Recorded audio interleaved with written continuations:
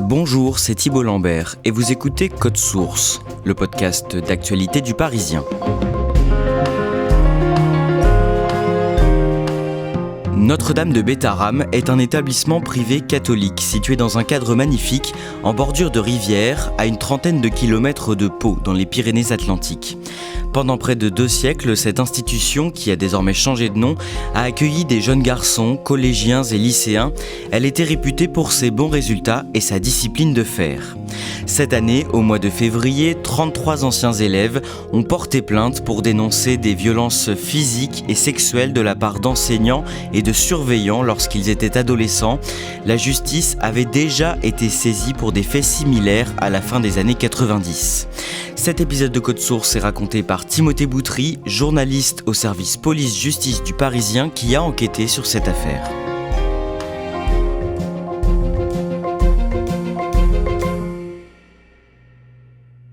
Timothée Boutry, toute cette affaire débute au mois d'octobre 2023 grâce à un homme qui est âgé d'une 50aine d'années. Est-ce que vous pouvez nous le présenter ? Alors il s'appelle Alain Esquer et il habite à Bétharram exactement, dans le village. Alain Esquer a fait tout son collège à l'Institut Notre-Dame de Bétharram, donc entre 1980 et 1986. Il est cadre dans le secteur du médico-social, il travaille à Pau et c'est lui qui est à l'origine de la révélation de tous ces faits anciens qui rejaillissent aujourd'hui. Cet homme, Alain Esquer, vous le rencontrez dans le cadre de votre article et il vous raconte qu'il garde un sale souvenir de ses années de collège. Oui, il décrit une ambiance faite de violence, d'humiliation, avec des punitions, des brimades. Il a gardé beaucoup de souvenirs, il a encore des magazines de l'école par exemple où il retrouve des photos de classe. Ce qui prédomine surtout, c'est l'angoisse et la violence qui, décrit-il, a irrigué toutes ces années au collège. Vous vous rendez sur place, dans les Pyrénées-Atlantiques, dans la commune de l'Estel-Bétharram, pour voir de près cet établissement qui accueille encore aujourd'hui des élèves de la maternelle à la terminale et sous un autre nom désormais, il s'appelle le Beau Rameau. Décrivez-nous cet endroit. Le cadre est absolument magnifique. On est au bord du Gave de Pau.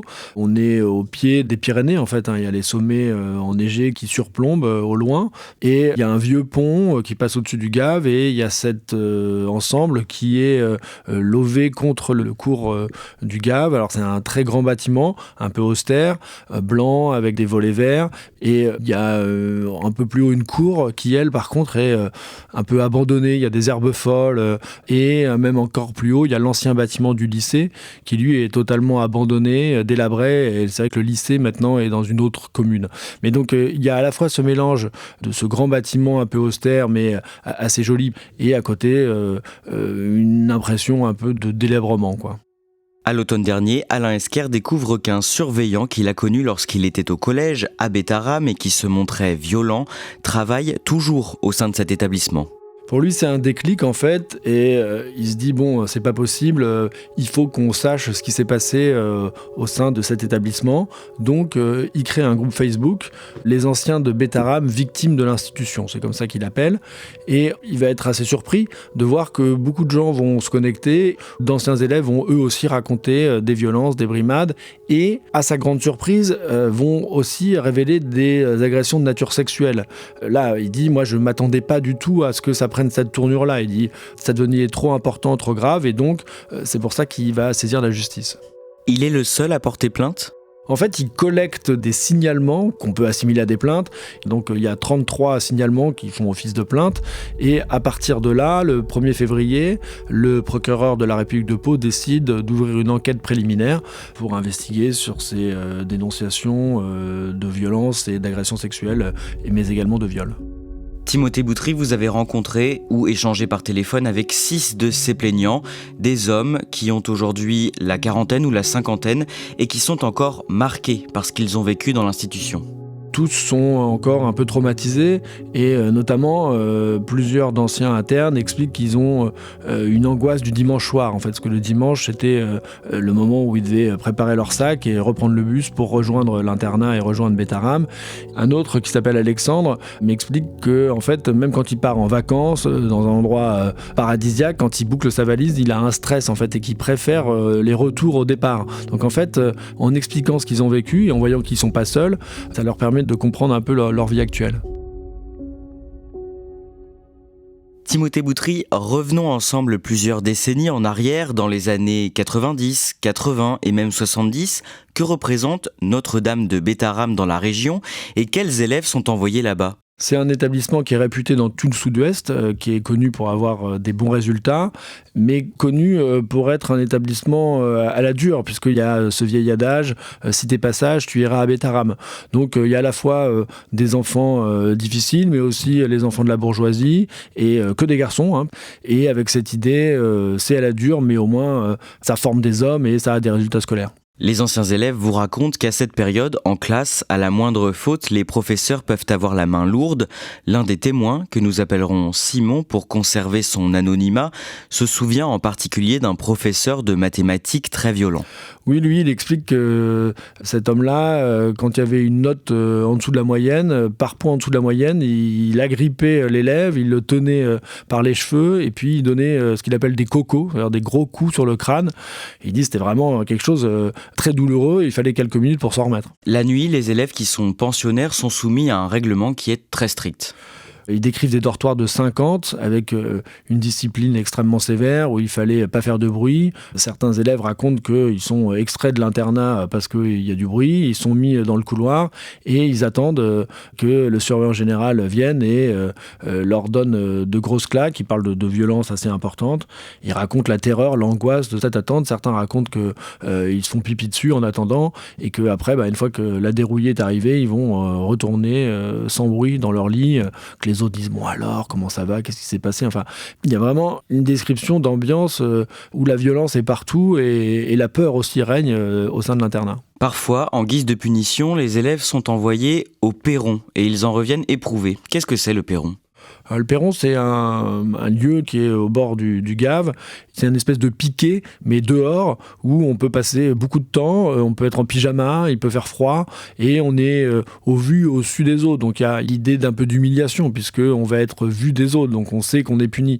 Toutes les personnes que j'ai rencontrées racontent à quel point ça les a traumatisés. Globalement, on comprend avec ces témoignages qu'à Bétharram, les sévices peuvent tomber à tout moment et sans réel motif.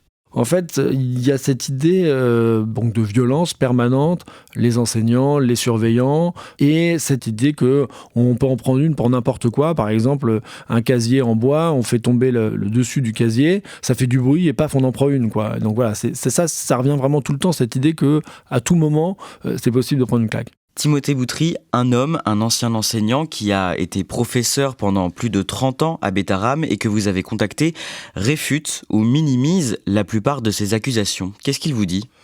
Oui, il dit ok, ça pouvait arriver qu'il y avait quelques claques qui partent, mais enfin, c'était pas ce climat de violence-là. Je suis très surpris face à autant de plaintes.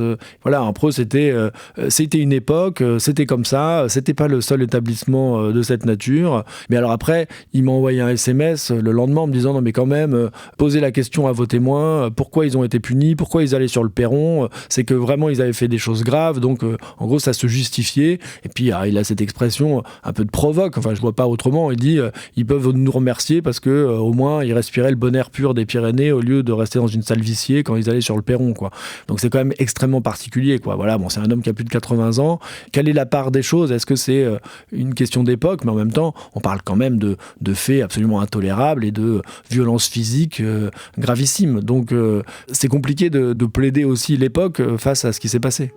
En 1996, le père d'un élève décide de porter plainte. Oui, parce que son fils a pris une claque par un surveillant et il a perdu 40% d'audition. Et donc il engage une procédure qui va aboutir, mais par une condamnation à une amende avec sursis, donc c'est extrêmement faible. Moi je me suis entretenu avec l'avocat de ce jeune de l'époque, et il raconte que il avait senti une hostilité quand il avait engagé ces poursuites, parce que Bétharram c'est une institution, il dit on avait le sentiment qu'on gênait, quoi. Il y avait eu un gros comité de soutien qui s'était fait autour de Bétharram, des avocats pour la plupart qui étaient anciens élèves. Les conséquences, elles ont été importantes aussi pour la famille, puisque le père de ce jeune qui a été frappé était membre de l'association des parents d'élèves, mais il a dû partir et puis finalement l'enfant a quitté l'établissement. À Bétaram, les religieux ont toujours fait de la discipline le pilier de leur enseignement. Discipline de fer, avec châtiment corporel il y a encore quelques décennies, mais officiellement bannie depuis. Peut-être pas tout à fait, si l'on en croit ce père de famille, dont le fils de 14 ans a été frappé il y a 1 an par le surveillant général. Résultat, le jeune élève est aujourd'hui sourd d'une oreille à 40%. Mais ce n'est pas tout. En décembre dernier, pour un chahut de dortoir, ce garçon a dû subir une punition de notre âge. Le surveillant de dortoir le prend à partie, l'envoie dehors au perron en slip, en t-shirt, en sandalette, alors qu'il faisait 0 degré, que la France était sous le froid. C'était le 5 décembre, entre 20h45 et 21h55. Il est resté donc 1 heure dehors, traumatisé, sans comprendre l'injustice. En plus, avec les doigts de pied gelés, les mains gelées, le corps gelé. Timothée Boutry, de nombreux témoignages mentionnent un surveillant qui était surnommé Cheval. Alors son surnom c'est Cheval parce qu'il avait une chevalière et qu'il avait l'habitude de retourner quand il mettait des claques aux élèves. Il a travaillé quelques années au sein de l'institution et c'est vrai que lui, tout le monde s'en souvient, c'était le surveillant principal et il apparemment se démarquait par sa violence en fait. Un des plaignants, Jacques, que vous avez aussi contacté, dénonce des violences sexuelles de la part de cet homme. Oui, Jacques, il est très marquant parce que c'est un solide gaillard, il a fait du rugby, il était première ligne, il a plus de 50 ans. Et en fait, il va un peu se liquéfier en confiant son témoignage, puisqu'il raconte que, hormis les violences physiques, lui, il lui arrivait de subir des attouchements de la part de ce surveillant, des attouchements sexuels, bien sûr.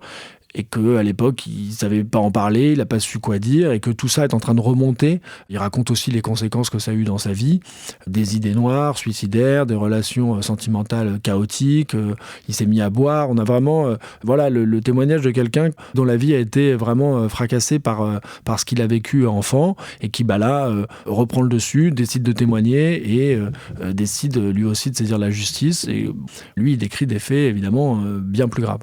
Ce surveillant, Cheval, n'a jamais été inquiété par la justice. On sait ce qu'il est devenu ensuite ? Il était au sein de Bétaram il y a vraiment plusieurs années, dans les années 80. Après, il est parti et il a travaillé dans un autre établissement privé catholique ailleurs en France. Et il est parti à la retraite il y a quelques années. Alors, j'ai pas réussi à rentrer en contact avec lui, évidemment. J'aurais souhaité m'entretenir avec lui, bien sûr.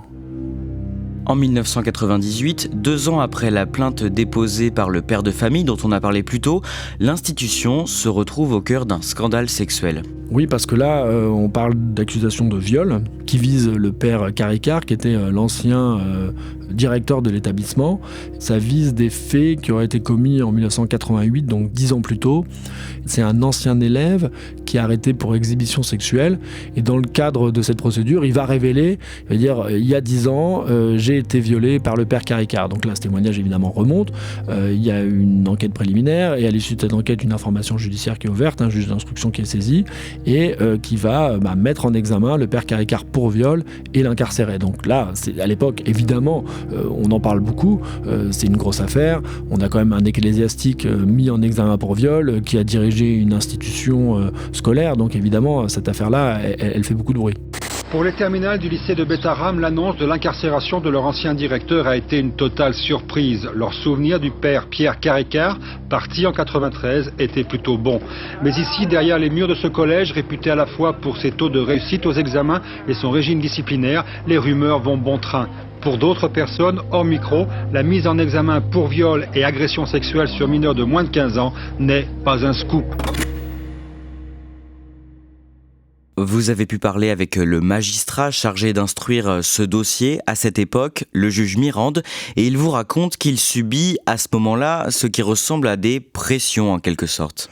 Oui, alors c'est pas exactement le terme qu'il emploie. Il dit que il avait des questions de sa hiérarchie, qu'il avait le sentiment que si ça n'allait pas plus loin, c'était pas vraiment très grave. Enfin, c'était assez détourné, quoi. Après, lui, ça l'a pas empêché de faire son travail, mais il raconte que c'était très surprenant puisque donc il met en examen le père Caricart. À l'époque, les juges d'instruction, c'est eux qui décident ou non du placement en détention provisoire. Donc, ils décident de le placer en détention provisoire. Lui fait appel et ce qu'on appelait à l'époque la chambre de l'accusation congrégation, le remet en liberté quelques jours plus tard. Donc là, c'est très inhabituel. Et le contrôle judiciaire du père Caricart est aussi très allégé, à tel point qu'il peut quitter la France et retourner à Rome, au siège de la congrégation. Le juge Mirande raconte même qu'à l'époque, François Bayrou, député des Pyrénées-Atlantiques et ancien ministre de l'Éducation nationale, le contacte pour lui dire ce qu'il pense de cette affaire. Oui, il raconte que François Bayrou, qu'il connaît, le rencontre, parce que François Bayrou, il a plusieurs enfants qui sont scolarisés à Bétharram. Et en gros, il raconte que François Bayrou lui fait part de ses interrogations et de ses doutes sur la culpabilité du père Caricart, en fait. Il dit, il m'explique qu'il n'y croit pas. Donc ça n'a pas d'impact sur les investigations. Mais c'est aussi révélateur d'un climat et de ce qu'on peut penser aussi à l'époque par rapport à cette affaire qui fait évidemment beaucoup de bruit. François Bayrou, il confirme aujourd'hui avoir évoqué cette affaire auprès du juge d'instruction ? Alors c'est pas aussi clair que ça, il dit oui peut-être, je l'ai rencontré, mais enfin, il insiste sur le côté, non mais moi à aucun moment j'ai influé sur l'instruction. Après il dit, moi en tout cas, j'avais entendu parler de peut-être claques à l'internat, mais enfin pas plus et pas de choses aussi graves telles qu'elles sont révélées aujourd'hui. Le père Caricart est finalement libéré après 2 semaines de détention provisoire. Un second élève porte plainte quelques mois plus tard contre lui. Il dénonce lui aussi des faits de viol. À ce moment-là, le juge Mirande convoque alors l'ancien directeur de Bétharram, mais ce dernier ne se rendra jamais à son audition. Le juge Mirande rencontre même l'avocat du père Caricart et dit non mais là il va devoir retourner en détention. Et donc il y a une convocation et en fait le père Caricart a disparu. En fait on va repêcher son corps dans le Tibre, qui est donc le fleuve qui passe à Rome, et il a laissé une lettre derrière lui et en fait le père Caricart s'est suicidé. Le père Caricart se suicide en 2000, donc ça met fin à l'enquête. Et le juge Mirande a un regret, il dit, au-delà de la mort de cet homme, qu'il a l'impression qu'on aurait pu avancer puisqu'il y avait eu une troisième plainte et que sans doute il y aurait pu avoir d'autres témoignages et on aurait vraisemblablement abouti à un procès. C'est aussi le sentiment de l'avocat à l'époque du plaignant qui dit, on a un peu, c'est dommage, on a raté le coche entre guillemets à l'époque parce que le procès de l'affaire Bétharram, il aurait pu avoir lieu à ce moment-là. Même si l'action publique s'éteint, la justice ordonne ensuite de procéder à des analyses sur le corps du père Caricart. Le juge s'interroge sur la taille du père Caricart, puisqu'on décrit un homme d'une certaine taille. Or, le père Caricart est plus petit. Donc, il s'interroge même de savoir si c'est bien le père Caricart qui est mort et qu'on a enterré. Donc, il décide de procéder à l'exhumation du corps du père Caricart. Et là, le cercueil est extrait de terre, est ouvert. Et il n'y a pas de doute, c'est bien le père Caricart. Ça, à l'époque aussi, ça a fait beaucoup de bruit parce que c'est quand même assez particulier comme démarche. Timothée Boutry, plus récemment, en 2021, après la publication du rapport de la SIAZ sur les abus sexuels au sein des institutions religieuses, plusieurs anciens élèves de Notre-Dame de Bétharram sont indemnisés. Oui, c'est ce que m'indique le vicaire régional de la congrégation.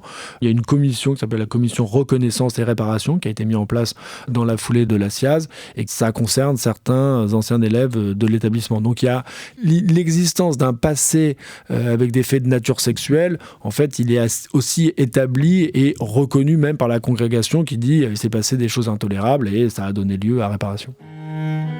On en revient au début de cet épisode. À l'automne 2023, Alain Esquer apprend qu'un des surveillants qu'il a connu travaille toujours dans cette institution de Bétharram, dans ce qui est devenu le Beau Rameau. Timothée Boutry, au moins 2 hommes avec qui vous avez échangé dénoncent des violences sexuelles de la part de ce surveillant.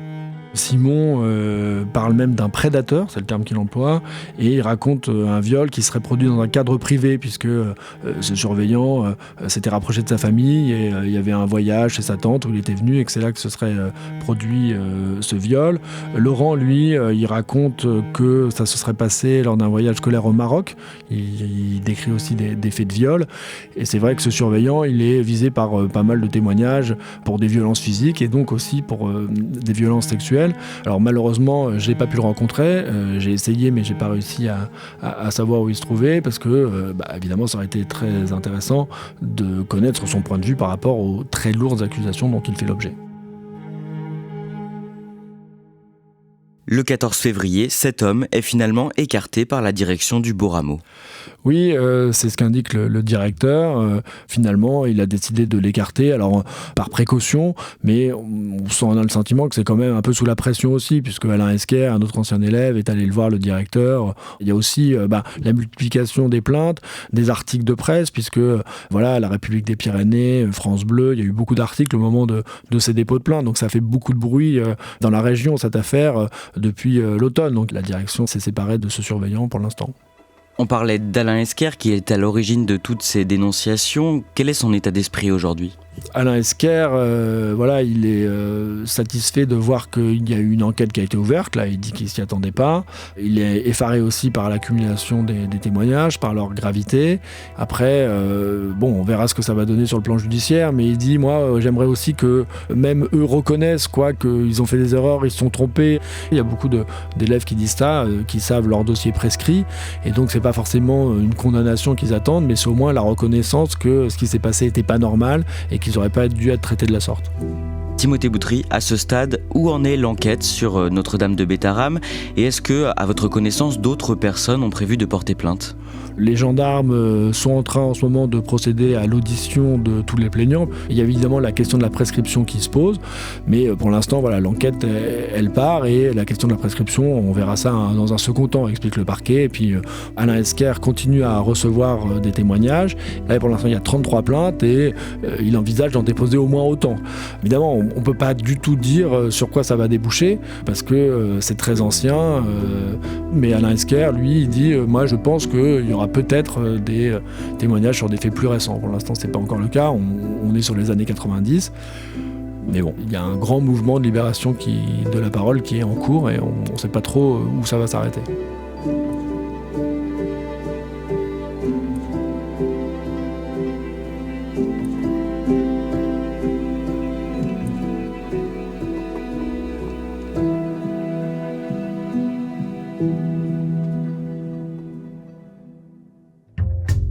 Merci à Timothée Boutry. Cet épisode de Code Source a été produit par Clara Garnier-Amouroux et Barbara Gouy. Réalisation, Julien Moncouquiol. Si vous aimez Code Source et que vous avez envie de faire connaître ce podcast, parlez-en autour de vous et surtout, laissez-nous des commentaires et des petites étoiles sur votre plateforme audio préférée, Spotify, Apple Podcast ou encore Deezer. Si vous aimez les faits divers, écoutez le podcast du Parisien Crime Story, une affaire criminelle racontée chaque samedi. Et puis tous les mercredis, vous pouvez retrouver un nouvel épisode du Sacre, un podcast dans lequel la journaliste Anne-Laure Bonnet s'entretient avec un ou une médaillée d'or aux Jeux Olympiques et Paralympiques.